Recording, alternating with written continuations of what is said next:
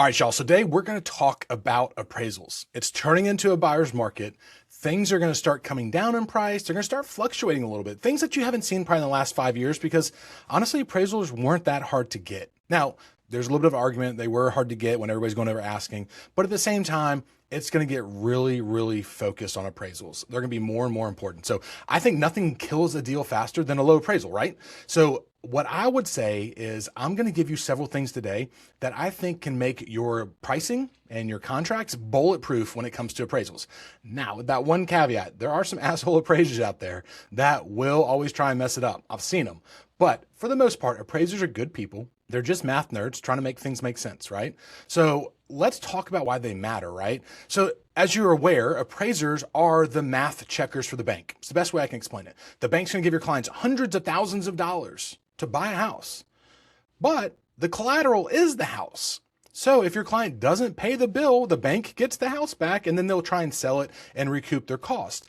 But they got to make sure when they give the money to your buyer, who they barely know, that if they take the house back, they can actually sell it for the most part. So they got to make sure it's in there because we all know some clients are like, yo, take my money. I'll buy the house. It's just a loan.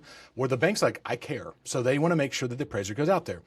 If you're aware, appraisers are chosen at random. There's a group of appraisers per lender or per bank. They get to choose their players on their appraisal team, if you will, but then randomly they're assigned. The appraiser is not supposed to be able to talk to the lender, but for the most part, they kind of keep separate. It's the Dodd-Frank Act. This is a big thing that happened back during the recession of kind of like not price fixing, but there's a lot of inner talk where lenders are like, hey, I need this to appraise for this. And the appraiser's like, got it.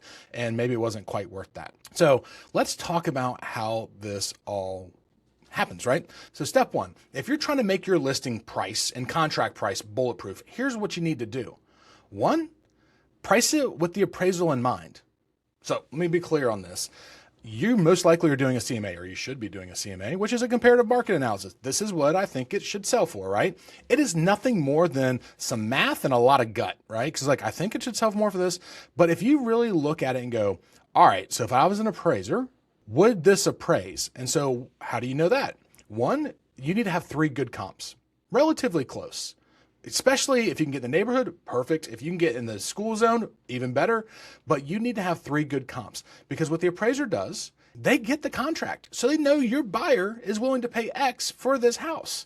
So what their job really is not pricing the house. It's finding comps to support the number. They get to 3, maybe 5. They're like, I'm done. It works. Check it off, turn it in, get paid. That's what they're trying to do. They're not trying to mess up your deal. But if they got to dig, they got to start using their own like subjective behavior and saying, hey, I think it might be worth this. It may not be. So if you can make sure that you have the comps when you list it, then it should be pretty bulletproof. The other thing you need to know is get with the lender. Here at Third Real Estate, we've got one in the house, so he does trainings all the time, but get with the lender and know the differences of contract types. So the other part is getting to know contract types or loan types, if you will. For instance, a VA loan, the last time I checked, they've got some very stringent requirements on the appraiser on how they're allowed to do their appraisal. For instance, they're not allowed to go over 2 miles away to find a comp, even if it's a better comp. If it's more than 2 miles, not happening.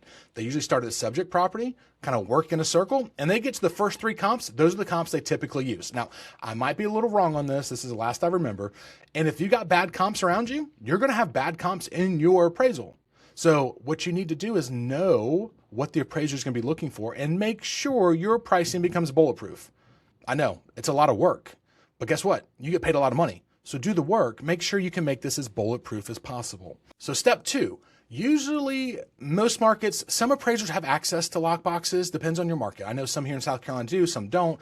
So most likely the appraiser is going to reach out to you, the listing agent, most likely to get inside the house. They do this because they don't want to be swayed by the buyer's agent. If they call you, be nice. I equate them to being like English teachers back in high school. If you're an asshole to your English teacher, your paper sucked. But if you're nice to them, same paper, they're like, man, this is amazing. It's because it's subjective. They unfortunately can put a little bit of feeling into this and be like, I don't like that guy. And I could stretch it to this, but I don't like him. I've seen that happen. Be nice to them. They call you with questions, answer them. They need access, get them in there. Be nice to appraisers. Also, when you know the appraisal is about to happen, make sure your client has the house in show ready condition. Because again, we're humans. What we see is what we believe. So if they think your house is dingy and dirty, they're going to think it's dingy and dirty when they're comparing it to the next house. Get it show ready, make it look larger, make it look clean, get animals out of the way. Do as much for this appraiser as you would for a buyer coming back for the third time. Make it immaculate. So step 3 in this process is you can put together a detailed appraisal package. Some of y'all may have never heard of this. Some of y'all are probably doing this during the big boom of 21 and 22, but why not do some of the work for the appraiser? They're going to appreciate it. So for us, we measured the houses before we list them with an appraiser. So we'll provide that with them in a folder. We'll go, hey, Mr. Appraiser, I know you got to measure too, but here's the measurements that we had when we took it. Here are the comps that we used when we did it. Here's a copy of the contract. And if you do have multiple offers, take the other offers, you can redact them, but be like, hey, we also got 5 other offers at the same time, all over asking price. Guys, you're giving him all the information he needs. We're humans. The less work we have to do, the happier we're going to be, especially when you're getting paid for it. So why not do a little bit of the work for him? Again, I'm not necessarily trying to do their job, but I want to make it super easy so we can move on. Last thing you want to do, find the buyer, under contract, negotiate repairs. Appraisal comes in, it's low. You're a week and a half before closing, shit's hitting the fan, people are mad. Guys, do a little bit of extra work. Give the consumer a great experience, and this is part of it. So step 4, my recommendation, be present at the appraisals. Whether they have lockbox access or not, be present, just like a showing. Open up the door for them, make sure the animals are out of the way, put the lights on, make sure everything is buttoned up. Don't make it harder on them. Don't send it to your client, be like, hey, can you let the appraiser in at 3 o'clock? Be there. Point out some things, be like, hey, I don't know if you noticed, it's got all new appliances. Oh yeah, they replaced the granite since the last time they bought it. Oh yeah, this, oh yeah, that. Guys, and just have good rapport, have a good time. Be there at the appraisers. A lot of people think, I don't want to be around them. I don't need to be around them. Guys, you do. You need to be nice to them. So hopefully these 4 things are going to help you give a better experience to your client. And you're going to do a good job. You're going to make sure it appraises, and you're going to build a friend through the appraiser if you do it correctly. So if you like this content, do me a favor, just hit me a like and subscribe so I can keep this stuff coming at you, and it makes me feel good. But as usual, if you got any questions, you do something differently, shoot me a DM like you've been doing. I love all the feedback I've been getting because it's making me better, and I get to share with everybody else.